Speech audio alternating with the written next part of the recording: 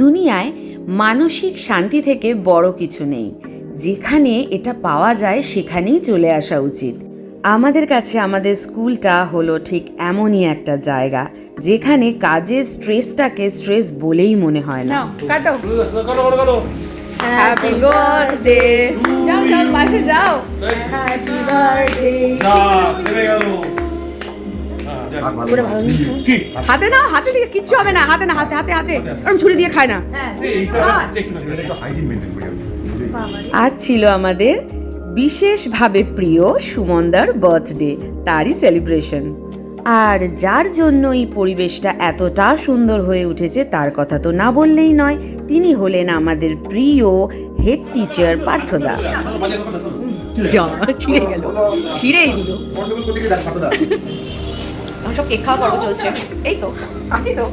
এই যে পার্থদা এখন কেক খেতে ব্যস্ত। এই যে বার্থডে বয়, যত টাক এক্স্যাক্টলি। হাই স্কুলের টিচারের সাথে কতদিন বাদে মনে হচ্ছে।